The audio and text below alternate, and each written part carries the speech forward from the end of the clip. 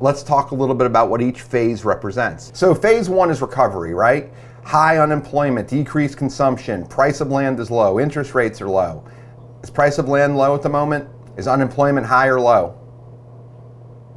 Unemployment's very low. We're at what they call full employment. We're not in one. Let's talk about two. Characteristics: occupancy and rental rates raise and begin to exceed long-term averages. Real estate related profits raise since expenses are fixed. High profits attract new developers. Fervor pushes new projects that will undergo entitlement. That is phase two. Is that still happening? I think so, to a T. Here we go. This is expansion. Here we go into hypersupply. Occupancy rates exceed long-term averages. Upward pressure on rentals breeds more development.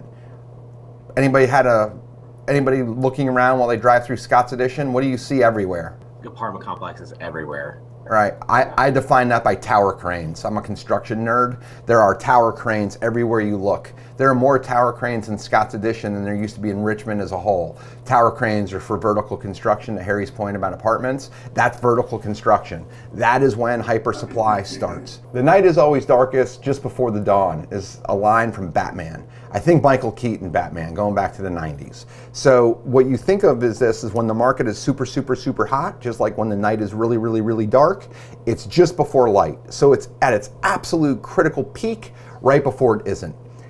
First signs of trouble start during hypersupply.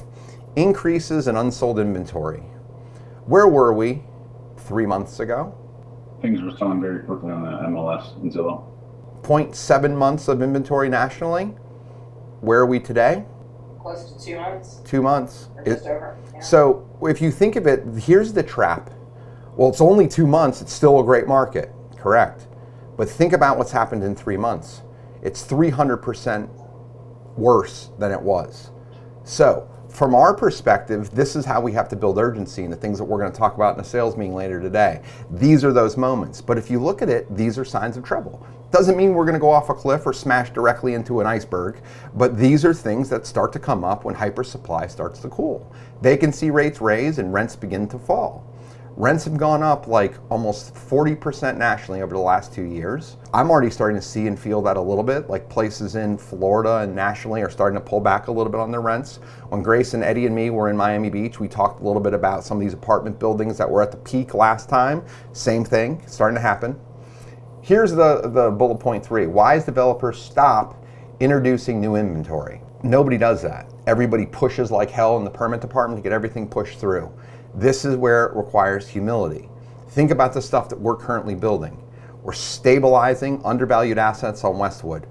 We're building single-family affordable rentals. We are speculating in Area 20. We still have a little bit of time, but we're not buying a lot of new inventory. That's the reason. I think there will be an adjustment period, and that's what's coming. Does this make sense? Recession. Occupancy falls, new construction stops or it slows drastically. Projects started during the hypersupply phase are finished, and then new projects get grounded. Surplus of inventory leads to decreases in prices. Revenues begin to plummet. The third indication of trouble is increase in interest rates. So, have we seen that already? Yes. Okay. Yeah. Occupancy starts to drop, rents start to lower, fixed costs have increased. Are fixed costs increasing at the moment? Yes. What are we calling that? Inflation.